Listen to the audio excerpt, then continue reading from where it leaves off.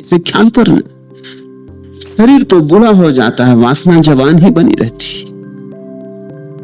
और वासना अगर जवान बनी रहती तो तुमने बाल धूप में पका लिए, फिर तुम्हारे जीवन में कोई प्रौढ़ता नहीं है, तुम्हारे जीवन में कुछ समझ, कोई सार जीवन का तुम्हारे हाथ नहीं लगा।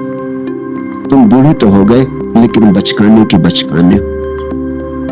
ख्याल करना, संत बच्चों की भांति हो जाते और असंत बचकाने के बचकाने रह जाते।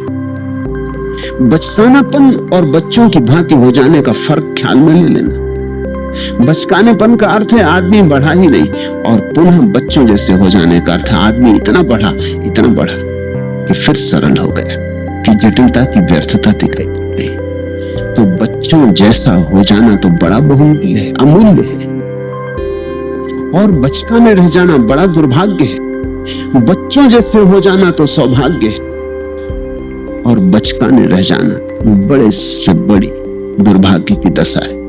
अभी आदमी 100 वर्ष का हो गया, ये पीले पत्ते की तरह है, जरा हवा के झोंके की भी जरूरत ना पड़ेगी, ये गिरेगा, बिना झोंके के भी गिर जाएगा। ये अपने पकने के कारण ही गिरने वाला है। मौत के किनारे खड़े, घड़ी दो घड़ी की बात है, इस सीमा पर खड़े होकर भी पीछे देख रहा है, आगे नहीं देख रहा। जीवन को जकड़ रहा है, पकड़ रहा है, और थोड़ी देर रुक लूं, और थोड़ी देर रुक लूं। ख्याल करो, जब आदमी और थोड़ी देर रुकना चाहता है तो ये किस बात का सबूत होता है? ये इस बात का सबूत होता है कि जीवन को जी नहीं पाया। जिया जरूर ऊपर ऊपर, जीवन से पहचान न हुई, जीवन का सार इसके हाथ न लगा, ऐसे ही ऊपर से बह गया जीवन।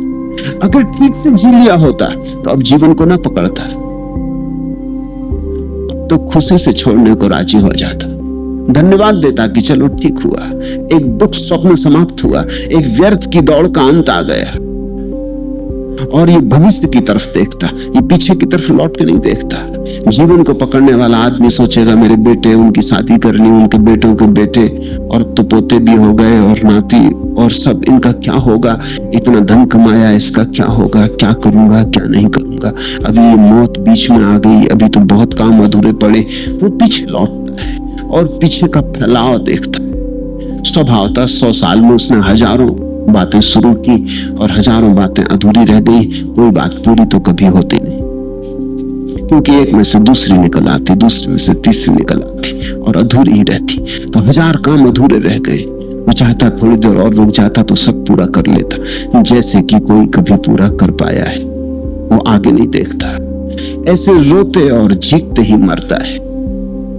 इसलिए मृत्यु से भी चूक जाता है, जीवन से तो चूका ही, मृत्यु से भी चूक जाता है। अगर तुम जीवन को जाग कर देख लो तो भी सत्य उपलब्ध हो जाए, अगर तुम मृत्यु को जाग कर देख लो तो भी सत्य उपलब्ध हो जाए।